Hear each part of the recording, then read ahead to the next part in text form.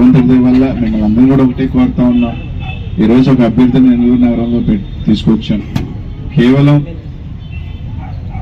ఈరోజు ఒక కార్యకర్తకి ఇవ్వాలా, పేదవాడైనా ఇవ్వాలా అని చెప్పి ఇవ్వడం జరిగింది.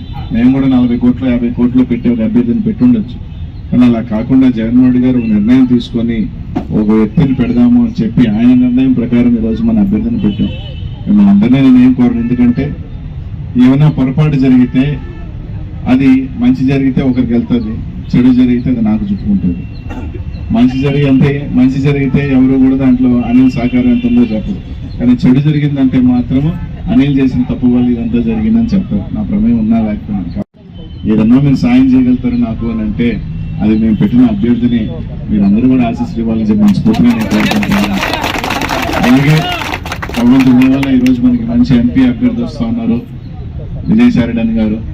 జగన్మోహన్ రెడ్డి గారికి అత్యంత దగ్గరైన మనిషి, మనం చెప్పాల్సిన అవసరం లేదు. మనం ఇంకా ఏ పనులైనా చేసుకోవచ్చు, ఇంకా బ్రహ్మాండంగా కూడా పనులు చేసుకోవచ్చు. మనం ఏమి కావాలైనా కూడా అడిగి తెచ్చుకునే అవకాశం కూడా మనకు ఉంటుంది కాబట్టి సో అలాగే ఇక్కడ కూడా ఏ కార్యక్రమానికైనా మీకు అందుబాటులో నేను అక్కడికి ఉన్నా కూడా తప్పకుండా అవసరమైతే నేను మాట్లాడి చేయించగల శక్తి ఉంది. సాయిరెడ్డి వస్తాడు, ఇంకా కూడా ఇంకేమైనా చేయాలన్నా కూడా తప్పకుండా చేస్తామని చెప్పి తెలియజేసుకుంటూ